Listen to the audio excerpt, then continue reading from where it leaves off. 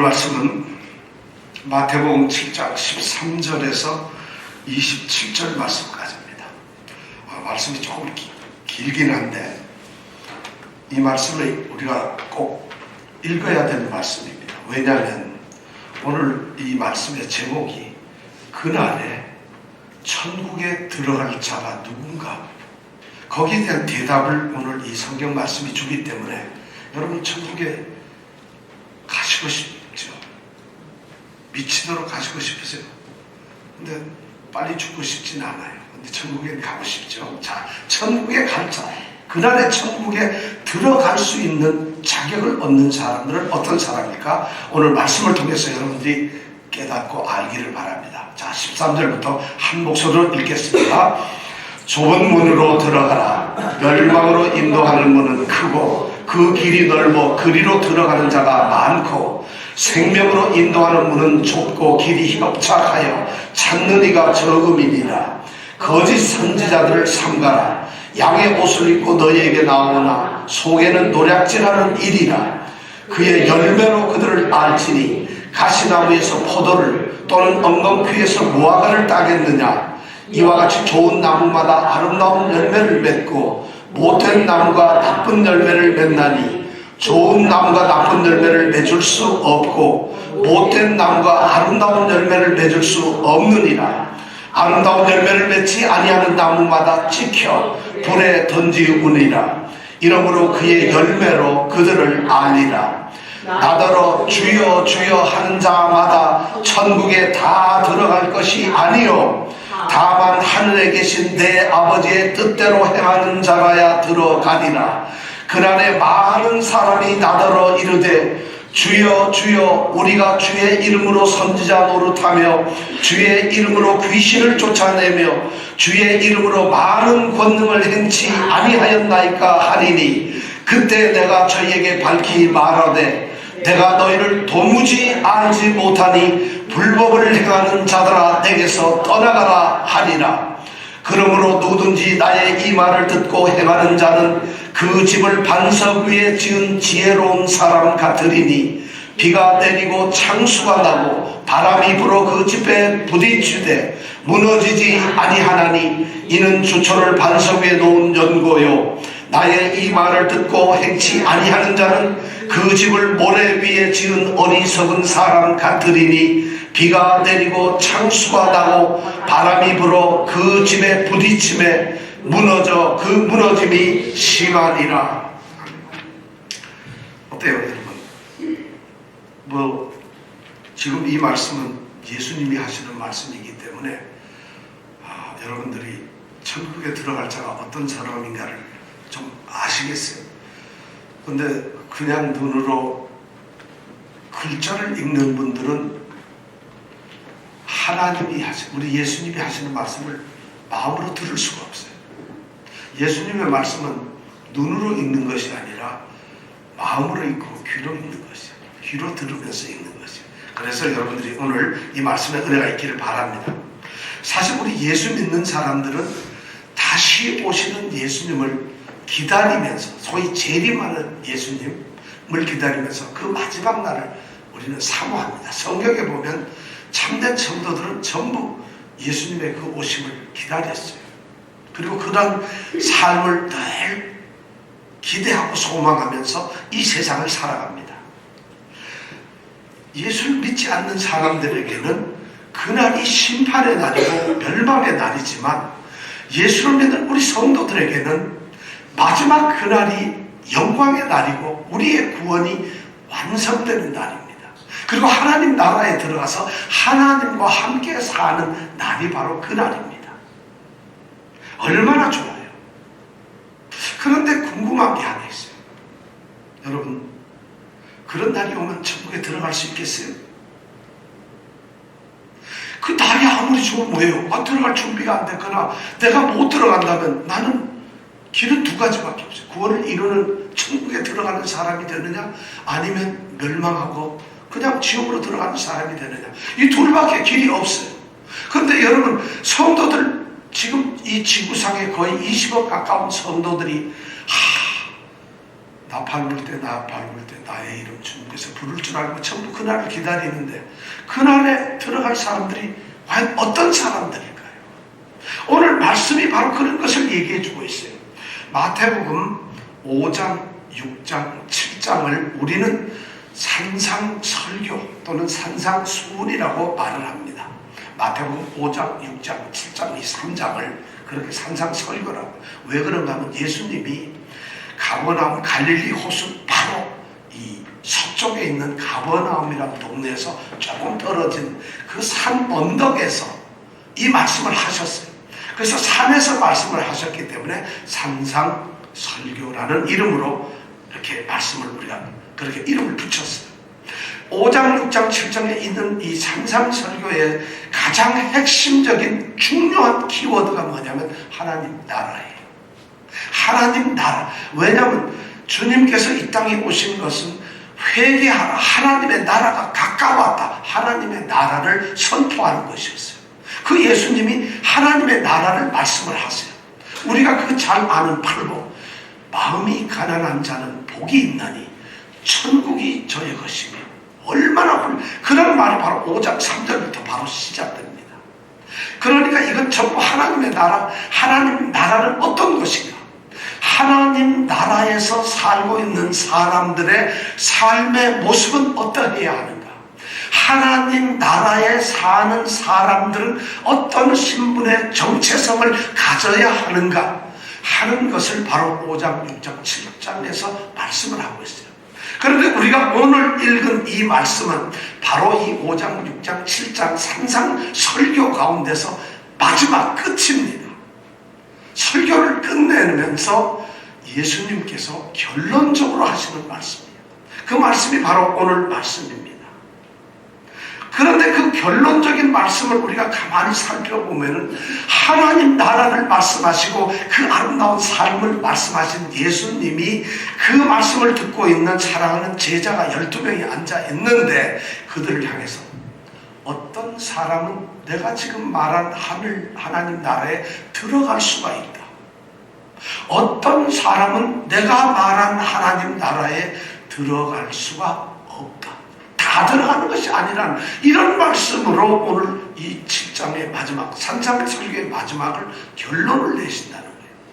이렇게 중요한 말씀이 여러분들 이 시간 우리 집사님들, 우리 권사님, 우리 성도님들 마음속에 꽂혀지기를 바랍니다. 딴 때는 몰라도 이렇게 중요한 말씀을 할 때는 우리가 귀를 열어야 돼요.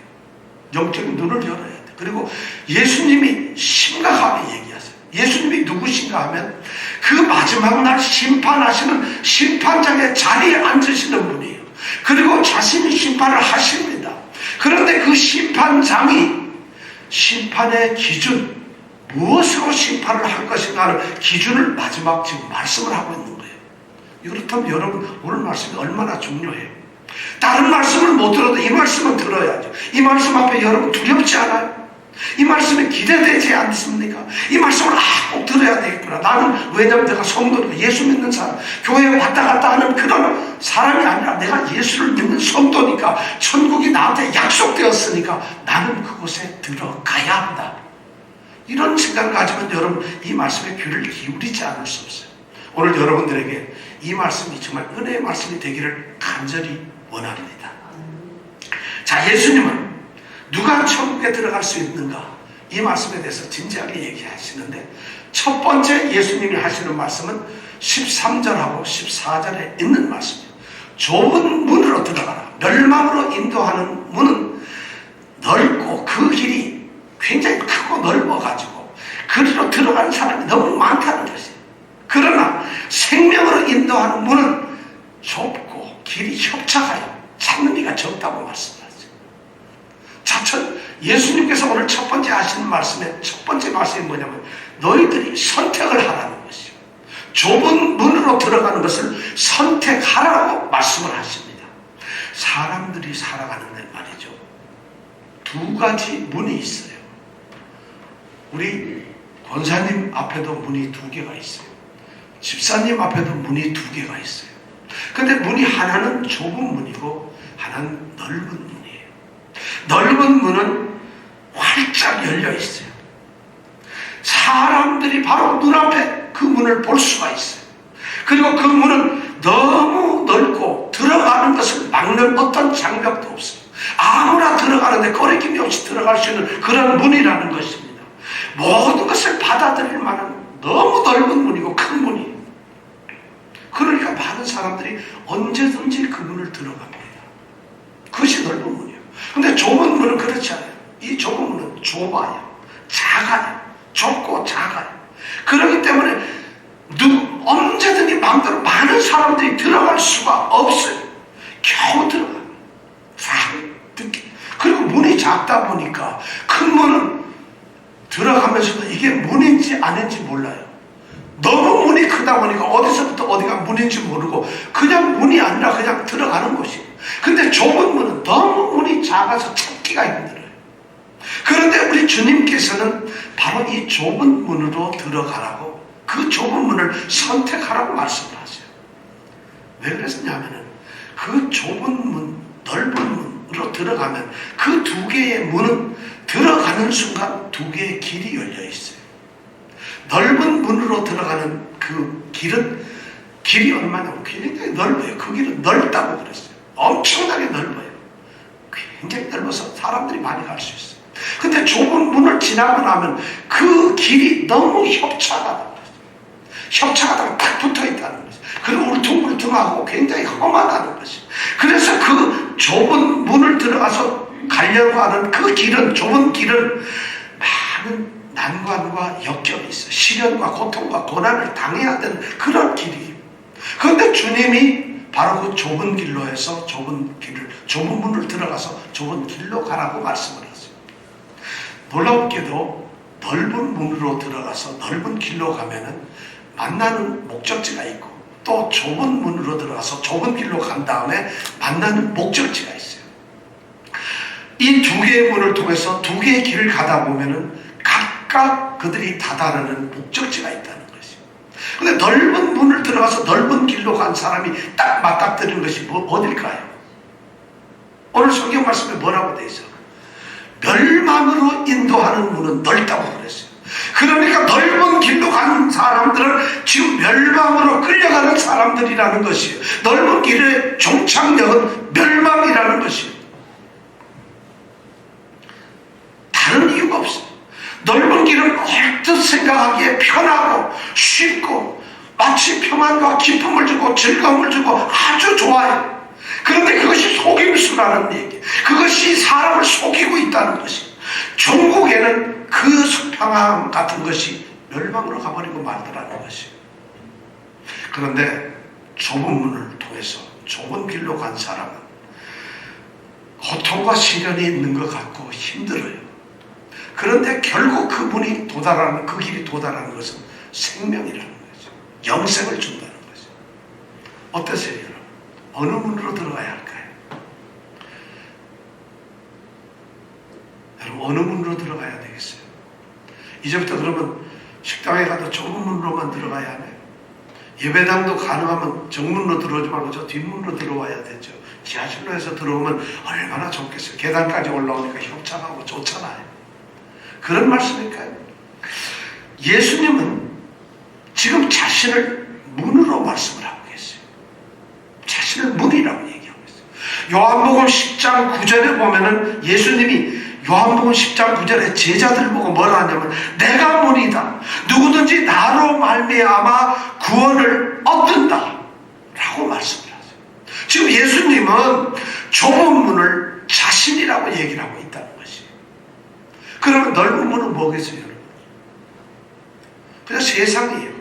먹고 놀고 적당하게 살고 예배당도 적당하게 다니고 신앙생활도 적당하게 하는 척하고 그 다음에 교회에서 적당하게 그리고 그냥 넓은 길로 가는데 편하니까 하나님이 주시는 단꿀만 빨아먹는 것처럼 주여 주여 하고 뭐 이렇게 살면서 넓은 길로 가는 것이에요. 그런데 주님께서는 좁은 문 예수님 자신을 가르치면서 그 길로 가라고, 그 문으로 들어가라고 말씀을 하세요. 왜냐하면 그 길은 하나님이 보내신 하나님의 유일하신 아들이 신 그분이 바로 길이기 때문에 그래요. 하나님께로 갈 수 있는 길은 그 예수님이 혼자 있어요. 그분밖에 없어. 그러니까 예수님은 자신의 좁은 길이 그 길로 가라고 말씀을 하시는 겁니다. 예수님을 믿고 따르라는 것입니다. 예수님을 온전히 믿으라는 것이, 예수님을 온전하게 따르고 순종하라는 것입니다. 왜냐하면 그 길이 유일한 영생의 길이니까.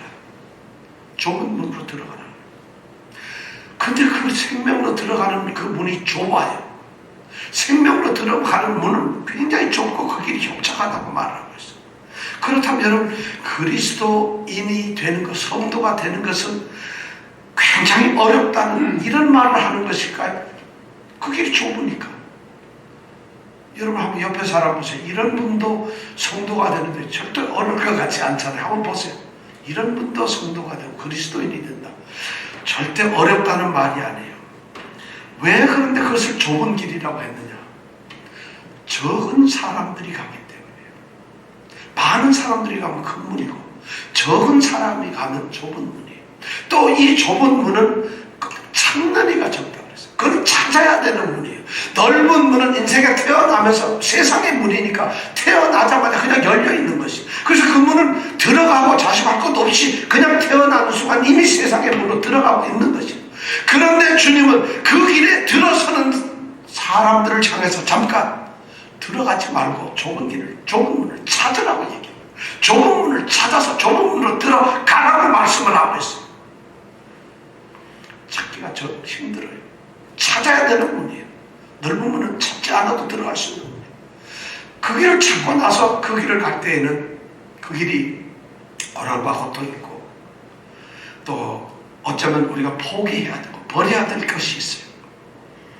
여러분 뭘 포기하셨어요? 지금 이 자리에 앉아서 여러분 포기하고 계시는 게 뭐예요? 버려야 될 것이 있어요. 그 길을 가게 되면. 그리고 어쩌면 그 길을 갔기 때문에 박해가 있고 피해가 있어요. 어떤 사람들이 괜히 나한테 적대감을 갖고 힘들어요. 바로 그런 길이에요. 그래서 그 길을 가려면 희생이 따라요. 그 길을 따르면 종처럼 가야 되는 그런 길이에요. 정말 힘겨운 길이에요. 그러면 그 길을 가기 위해서 필요한 게 뭘까요? 자신의 결단이 필요한 거예요. 좁은 길은 그냥 가는 게 아니라 찾아야 되고 그 길을 가려고 하는 의지력이 있어야 돼요. 예수를 믿는다는 것은 저절로 되는 것이 아니라는 거예요. 졸면서 놀면서 자기 멋대로 하면서 믿어지는 것이 아니라 예수님 그분이 좁은 문이라는 것을 의식하는 거예요. 그리고 결단을 하는 것이에요.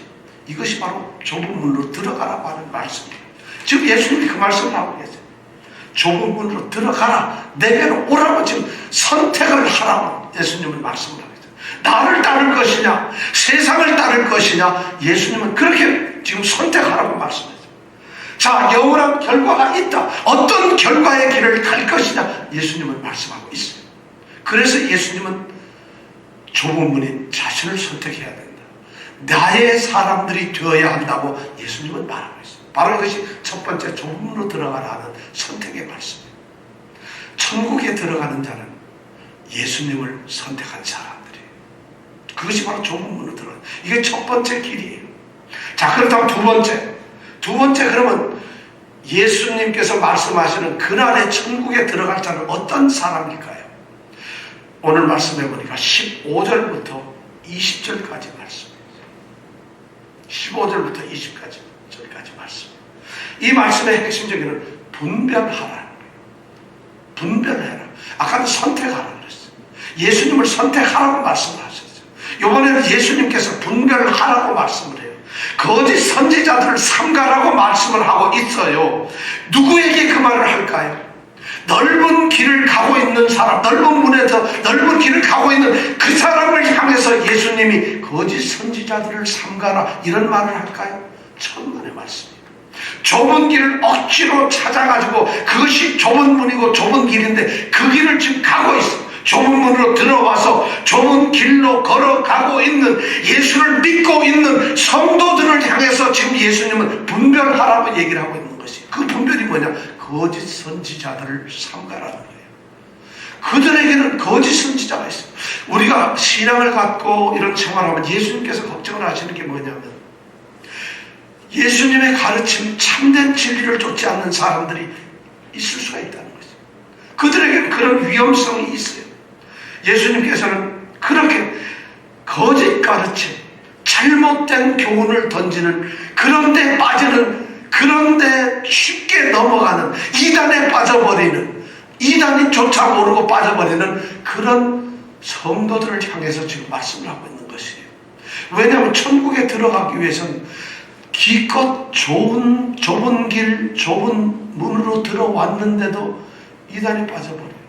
그것이 결국은 실종하고 넘어져 버리는 거죠. 아무 의미가 없어지니까 예수님은 그걸 염려하고 계신 거예요. 바로 선지자들, 복음을 선포하고 가르치는 사람들은 그 길에 있을 것입니다. 그런데 그들은 복음을, 진리를 이야기한다고 하면서 거짓 진리, 거짓 복음을 선포합니다. 그런 것을 가르치고 그런 것을 주장하고 그런 것을 좁은 길을 가는 사람들을 향해서 던지는 사람들이 있다는 것이죠. 그 사람들이 누구냐? 거짓 선지자들이라는 거죠. 거짓 선지자는 그럼 예수님께서 없애버리면 되지, 왜 그렇게 놓았을까? 성경에 보면은 하나님이 이 세상에서 선택한 이스라엘 백성, 그들은 하나님의 백성이라고 하나님이 선언을 했는데, 이스라엘 백성 가운데서도 거짓 선지자들이 구약 성경에 보면 넘쳐나고 있어요. 너무나 많아요. 하나님이 택하신 백성인데 하나님은 거짓 선지자들이 거기에 있다고 말씀을 하고 계세요. 또한 거짓 선지자들이나 거짓 선생들이 성도들 가운데, 교회 가운데 나타날 것이라고 또한 주님은 지금 말씀을 하고 있는 것이에요. 실제로 주님은 그것을 경고하고, 성경에 보면 모든 사도들이 똑같이 그것을 경고하고 있어요. 교회를 향해서, 성도들을 향해서 거짓 가르침, 거짓 진리를 쫓지 마라, 거짓 선지자들에게 속지 마라, 거짓 선지자들을 따르지 말라고 그렇게 말씀을 하고 있어요.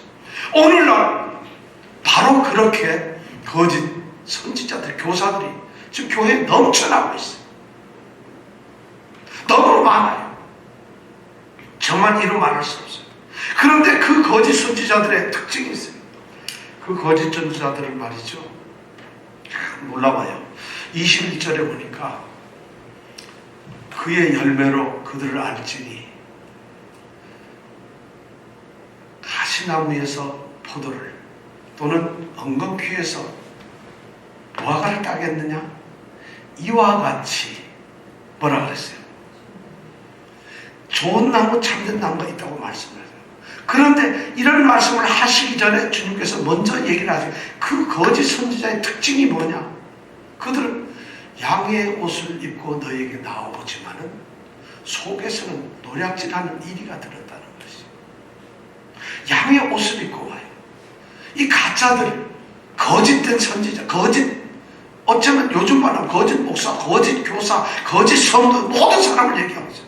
그런 사람들이 양복은 제일 비싸고 좋은 거 입어요. 머리도 또 인물도 자세도 너무 좋아요.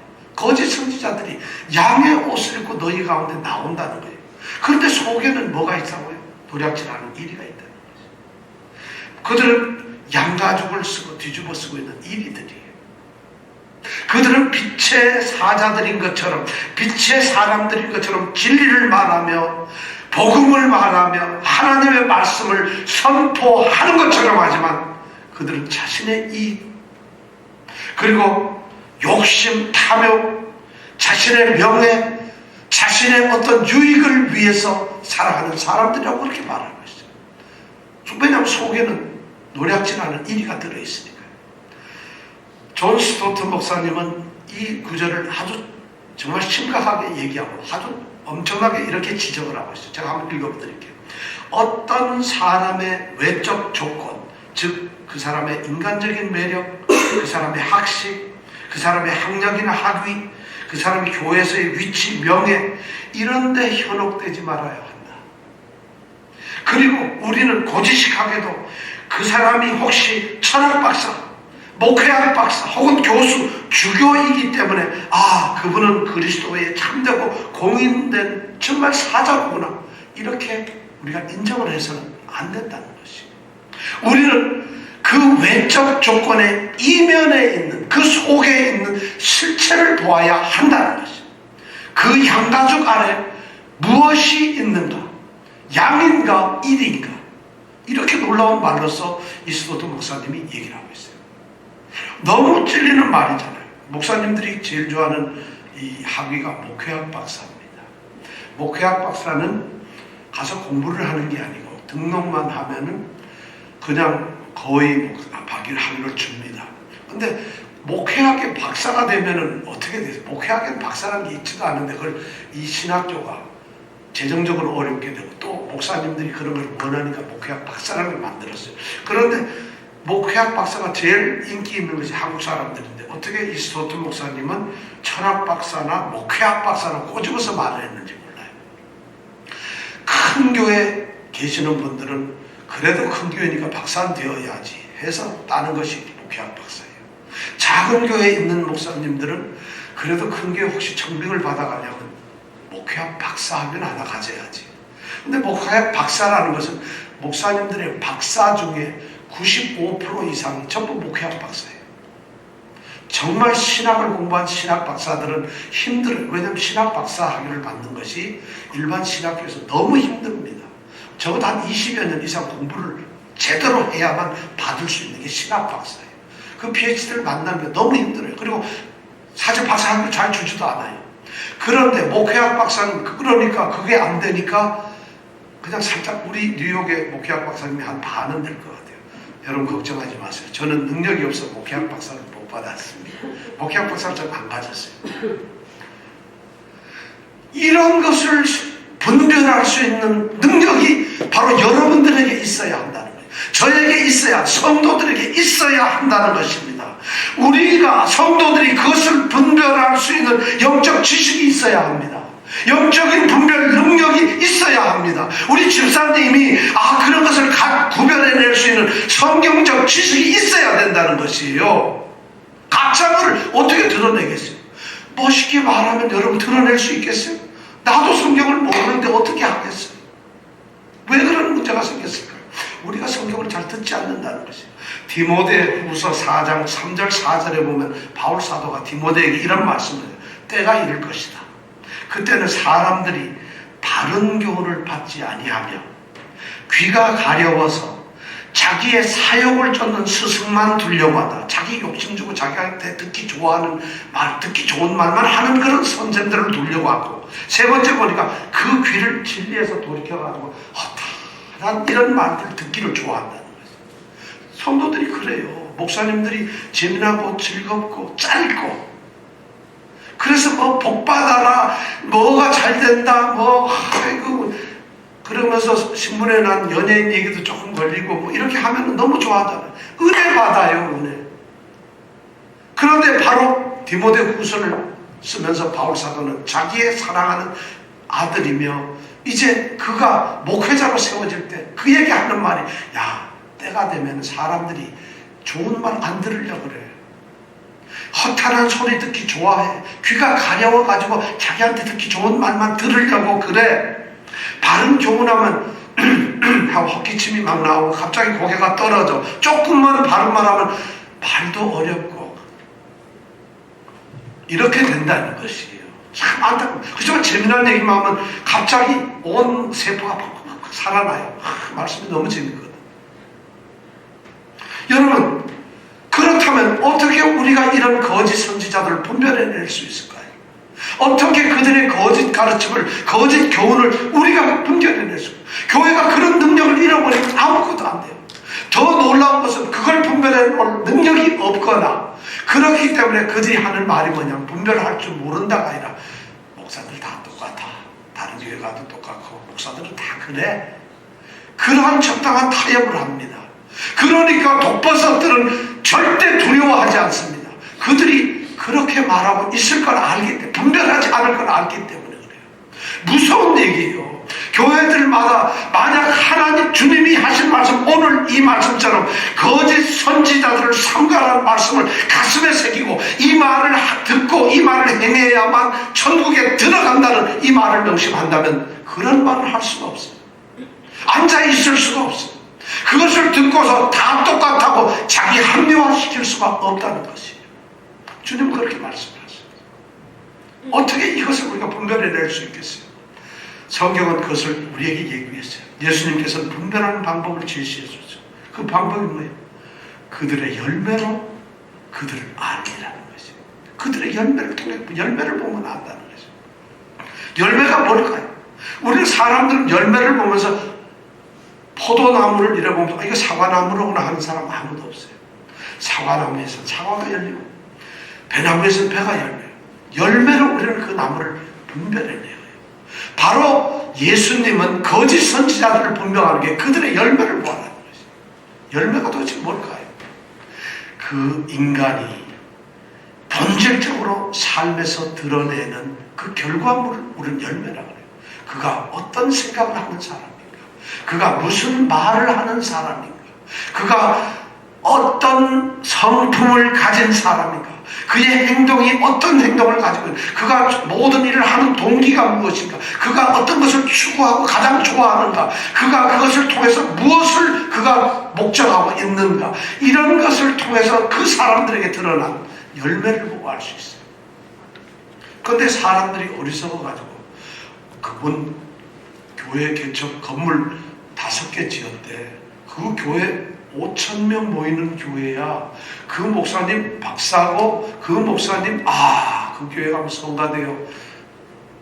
죽여져요. 성가대 은혜가 그냥 쏟아져요. 성가대 노래를 들으면. 그 목사님 있잖아요. 얼마나 젠틀하고 매너 좋은지 몰라요. 그것이 열매가 아니라는 거예요. 우리는 착각을 하고 있어요. 열매를 그런 걸 주님은 만약 주님이 그걸 열매라고 생각하셨지만 거짓 선지자들은 절대 교회가 커지지 않는다. 거짓 선지자들은 절대 건물이 커지지 않는다.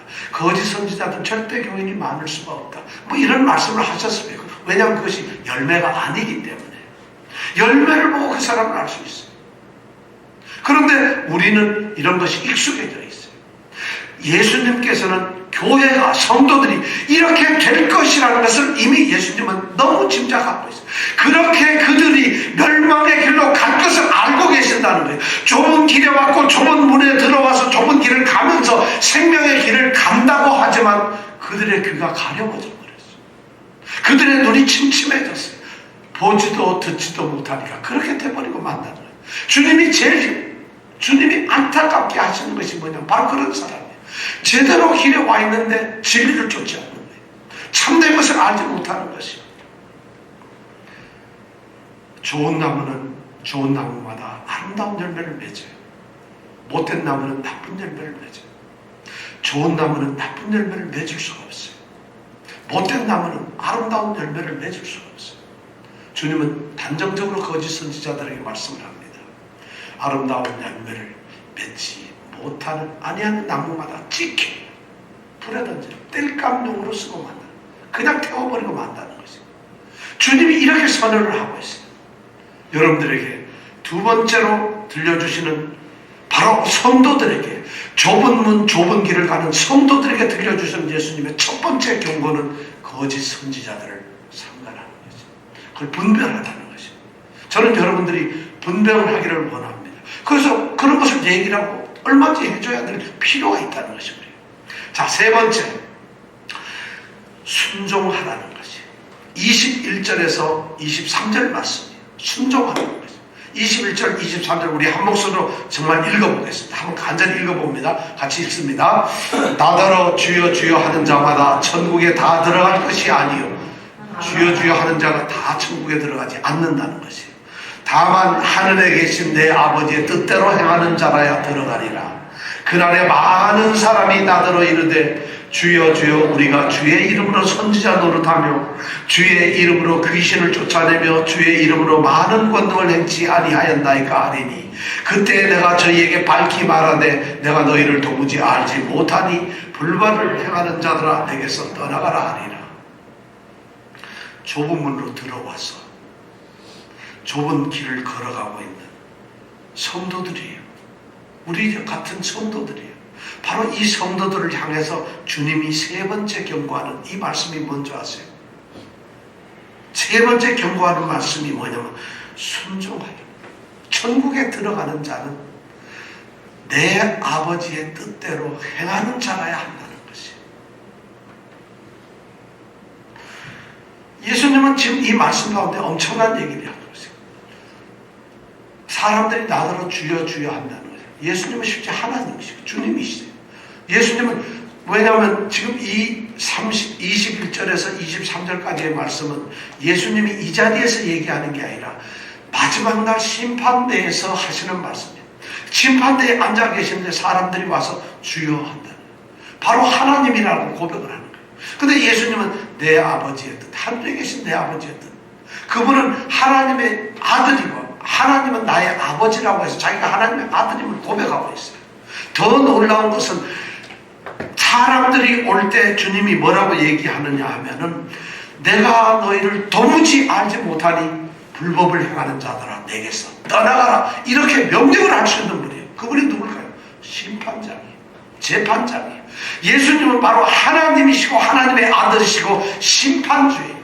그분이 지금 마지막으로 세 번째 권면하는 것이 뭐냐면 구원자이시며 하나님의 아들이시고 심판자이신 그 예수님이 이제 천국에 들어가는 기준을 우리 집사님들께, 저희에게, 그리고 우리 장로님들, 그리고 뭐 권사님들께 지금 말씀을 하고 있어요. 천국에 들어갈 자가 누구냐? 어떤 자가 못 들어가느냐? 예수님은 두 가지로 나눴어요. 첫 번째가 보니까 21절에만 예수님을 이 땅에서 주님이라고 고백만 하는 사람들은 천국에 다 들어갈 수가 없다는 거죠. 주님하고 고백하는 사람들, 말씀으로 드러난 하나님의 뜻을 행하는 자라야만, 그런 사람이 주님으로 고백하고 말씀을 행하는 그런 사람이 천국에 들어간다고 주님이 분명하게 얘기를 하고 있어요. 21절에 말뿐인 신앙 그리고 행동하는 신앙을 주님은 분명하게 구분을 하고 계세요. 말뿐인 신앙이 어떤 사람일까요? 믿음에 대한 아무런 생각도 없어요. 의지도 없고 열정도 없고 어떤 깨달음도 없고 내가 믿음을 가져야 되겠구나 하는 그런 간절함도 없어요. 그냥 습관적이고 형식적이고 껍데기 신앙을 가진 그런 말뿐인 신앙을 심판자이신 주님은 천국 가는 그날에 인정하지 않겠다는 거예요. 겉으로 드러난 껍데기 신앙, 껍데기 영성은 사람들에게는 인정을 받을 수가 있어요. 사람들은 그의 명성을 높이며 그를 평가할 수 있어요. 모르니까. 그러나 심판주인 예수님은 그 사람을 압니다. 저는 저 자신을 판단할 수가 없어요. 여러분들을 똑같이 저도 판단할 수 없어요. 여러분들이 지금 얼마나 경건한 모습으로 하나님의 말씀을 듣는지 저는 아무런 판단을 할 수 없어요. 주님은 이 시간 판단할 수가 있다는 것이에요. 바로 그런 말씀. 심판자이신 이 주님은 내면으로부터 나오는 순종의 행함을 가진, 순종 하나님 아버지의 뜻대로 행하는 그 순종의 행함을 가진 사람, 그런 사람을, 순종의 행함을 당신의 심판의 기준으로 가지고 계신다는 거예요. 그것이 심판의 기준이라는 것이에요. 너무 안타까워요. 아마 어떤 사람이 처음에 가서 21절에 이런 경우가 있었을 거예요. 예수님이 심판장에 앉아 계시는데 어떤 사람이 갔어요. 어느 교회 김장로님, 김목사가 갔어요. 주여 주여 이랬더니만 예수님이 듣더니 주여 주여 한다고 천국에 다 가는 거 아니에요. 주여 주여 하는 말 보는 거 필요 없어요. 하늘에 계신 내 아버지의 뜻대로 행해야 합니다. 행동하는 믿음이어야 합니다. 지금 이러면서 천국에 넣어놓지 않고 퇴짜를 받아요. 그래서 제가 할 수 없이 물러날지도 모르잖아요. 이것이 예수님이 말한 첫 번째 기준이에요. 자, 두 번째 기준은 뭘까요? 바로 22절, 23절의 말씀이에요. 놀라운 말씀이 또 여기서 있어요. 그날에 바로 예수님이 심판자로서 세상의 마지막을 심판하는 마지막 날, 그날에 많은 사람이 예수님께 나와서 나더러 이르기를, 예수님 보고 말하기를 주여 주여. 똑같이 그들이 뭐라고 하냐, 주여 주여 주여, 우리가 주의 이름으로 선지자 노릇을 했습니다. 주의 이름으로 귀신을 쫓아냈습니다. 주의 이름으로 권능을 행치 아니하였습니까? 그들은 얘기를 하고 있어요. 주님, 우리가 선지자 신분을 가지고 있었어요. 우리가 영적인 얼마나 신령한 은사 행동을 했는지 아세요? 귀신 쫓아냈어요. 권능을 행했어요. 엄청난 일들을 행했어요. 이런 얘기를 합니다. 주님께서 이 말씀을 들으실 때 어떨까요, 여러분? 아유, 세계에서 제일 큰 교회 목사님 오셨는데 어서 오십시오. 천국 요 아랫자리로 마련해 놨습니다. 이러겠어요? 아유, 저분 80년 평생을 교회 다니신 분인데 이리 오세요. 갈 겁니까? 지금 예수님이 하시는 말씀이 뭔 말씀이 이런 거예요. 사람들은, 거짓 신자들, 가짜 성도들은 뭐냐면 자신이 선지자 신분을 가지고 있다는 것이에요. 그리고 자신은 영적 사역을 했다는 것이에요. 신령 역사를 했다는 것이에요. 그런데 주님께서 지금 하시는 말씀은 그들이 무슨 직분, 무슨 신분을 가졌든지, 무슨 은사를 가졌든지, 또는 무슨 권능과 능력을 행했든지 그것들은 천국에 들어가는 것을 보장해 주지 않는다는 거죠. 아무런 그것이 그렇기 때문에 천국이 당연하게 그들에게 주어지는 것이 아니라는 거죠. 그럼 도대체 주님, 어떤 사람이 갈 수 있어요? 주님을 이름을 불러요. 그리고 우리가 주의 이름으로 이런 것을 했어요. 우린 이거 반에 반도 전 못합니다. 이런 사람들이 천국에 못 들어간다면 저 같은 사람은 어떻게 하겠어요? 들어갈 방법이 없잖아요. 근데 주님의 말씀에 대답해서 우리는 해답을 찾을 수 있어요. 주님이 대답을 뭘 하느냐면, 야, 직분, 명예, 너희들의 능력, 너희들의 모든 은사, 그거 아니야. 그렇게 얘기를 할 때 주님께서 뭐라 하냐면, 내가 너희를 도무지 알지 못한다는 거예요. 이름을 부르고 그런 일을 했는데 주님이 모른다는 거예요. 주님이 알지 못한다. 그러면서 주님이 한 수 더 떠요. 불법을 행하는 자였다. 도대체 주님의 이름으로 행한 그 모든 영적 사역의 일이 불법을 행했던 자들, 불법을 행하는 자들, 내게서 떠나라는 거예요. 해답은 딱 하네요. 내가 너희를 모른다는 거예요. 우리가 주님을 알아야만 들어간다는 것이에요. 안다는 게 그분과 같이 함께 있는 거죠. 내가 그분과 깊은 교제를 하는 거예요. 진짜 주님과 함께 살아가는 사람들, 하나님의 뜻대로 행하는 사람은 어떤 사람들이냐? 주님과 함께하는 사람들, 주님을 모시는 사람들. 그래서 주님은 이 세상을 떠나실 때 제자들에게 말합니다. 너희가 내 안에, 내가 너희 안에 있으면 이 사람은 바로 하나님의 아들이라, 내 자녀가 된다는 거죠. 예수님과 함께 있는 사람들, 그들은 예수님 없이도 이름을 부르면서 그런 일을 할 수 있는지 모르겠어요. 그런 사람이 성경에 보면 많아요. 전혀 예수님을 알지 못하는 사람이지만 하나님을 모르는 사람과 하나님을 대적하는 사람들의 입을 이용해서 하나님은 권능을 행사하고 하시는 일이 너무 많아요. 가짜들도 얼마든지 권능을 예수 이름으로 팔아요. 정말 그런 일이 많아요. 근데 주님께서는 그걸 원하시는 게 아니에요. 그런 행실, 그런 행동을 원하시는 게 아니라 나와의 관계가 중요하다는 거죠. 나는 너를 모른다는 거죠. 그러면 나는 그런 거 하나도 안 했어요. 나는 주의 이름으로 정말 주여 주여, 저는 이 말 듣다가 앞으로 기도할 때 주여 삼창하자 하지 말아야지 이 생각이 좀 들더라고요. 주여 이러는데 주님 모르겠는데 이러면 큰일이잖아요.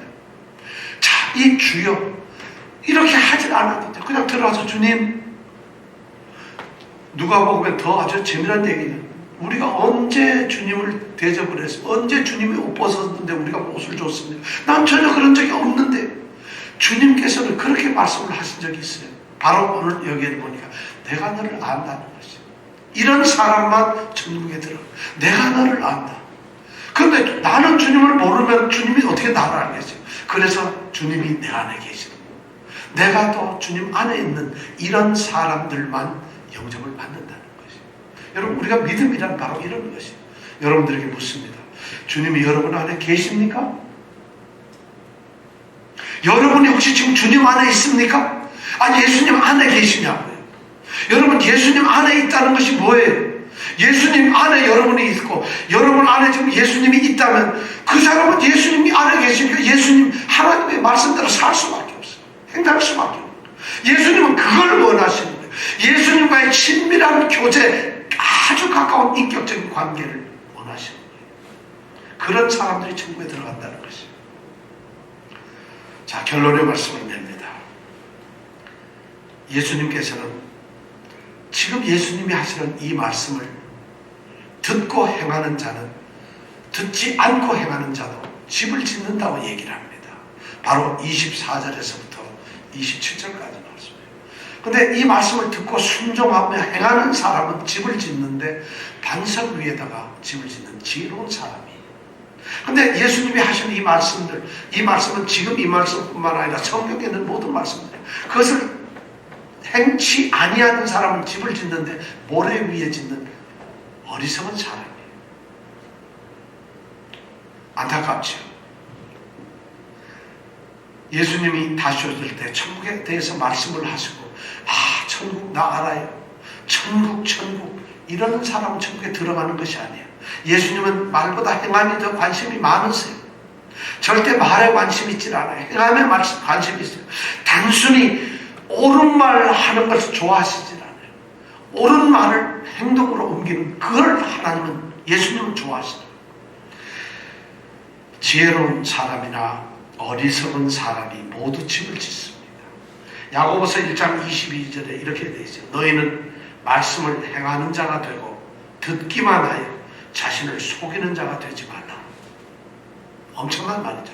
너희는 말씀을 행하는 자가 되고 듣기만 해서 자신을 속이지 말라는 것이에요. 말씀은 듣는 것이 아니라 듣고 행하는 것이에요. 자, 지혜로운 사람, 어리석은 사람이 모두 집을 짓습니다. 지금 이 자리에 계신 우리 모든 성도들, 저도 지금 집을 지어요. 근데 여러분들이 지혜로운 사람으로서, 어리석은 사람으로서 집을 짓는지 저는 모릅니다. 근데 똑같은 집을 짓고 있어요. 그런데 한 집은 무너집니다. 어떤 사람의 집은 무너집니다. 제가 지은 집이 무너질지 몰라요. 집사님이 지은 집이 무너질지도 몰라요. 우리 성도들이 지은 집이 무너질지 몰라요. 거짓 선지자들의 모습은, 성품은 열매로 알지만 믿음은 폭풍에 의해서 알게 됩니다. 비가 내리고 창수가 나고 바람이 불어 그 집에 부딪힐 때 결과가 나타납니다. 그런 폭풍 속에서 믿음의 결과, 믿음의 모습이 드러납니다. 심판날의 결과를 결정한 것이 바로 이 폭풍에 어떻게 견디느냐는 거예요. 폭풍에 견디는 것은 그 집이 아니라, 자기가 지어놓은 집이 아니라 그 집을 어디에 세웠느냐는 주춧돌의 문제예요. 그것이 더 중요한 것이에요. 집을 아무리 멋있게 세워놔도 집은 무너집니다. 그러나 그 집이 모래에 세워졌느냐 아니면 반석에 세워졌느냐, 바로 반석이 누구냐? 우리 주님이에요. 주님은 너희 믿음의 집을, 너희들의 신앙의 삶을 바로 나 위에다가 세우라고 얘기하고 있어요. 반석 위에 세우라고 합니다. 자, 심판주이신 재림하시는 예수님이 오늘 천국에 대한 말씀을 분명하게 얘기했어요. 세 가지를 얘기하고 있어요. 좁은 문인 나를 너희들이 선택했느냐?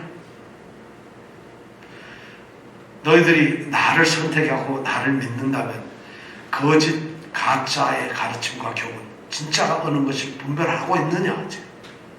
분별해서 사느냐? 그러시게 먼저 말씀합니다. 자, 너희들이 좋은 말씀 듣고 말고 말로만 하는 것인지, 아니면 말씀을 순종하사 행함으로써 주님을 기초로 삼고 주님과 정말 가까운 그런 교제와 관계를 갖고 있느냐? 이것을 주님은 요구하고 계세요. 그리스도인 성도들은 말이죠, 성도인 자신을 행동으로 증명해야 합니다. 성도인 자신은 행동으로 천국에 갈 수 있다는 것을 증명해야 됩니다. 여러분들의 모습을 가지고 천국에 갈 수 있는가? 사람들이 인정하면 그 사람은 어느 정도 그래도 좀 가능성이 있어요. 그러나 주님은 그렇잖아요. 삶으로 확증을 하라고 말씀을 하고 있어요.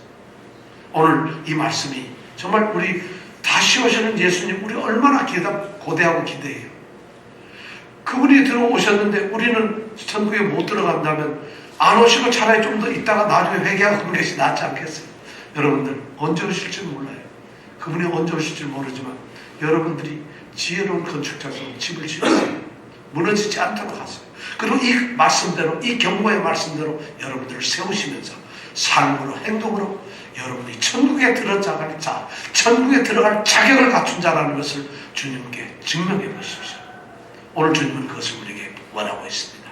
기도하겠습니다.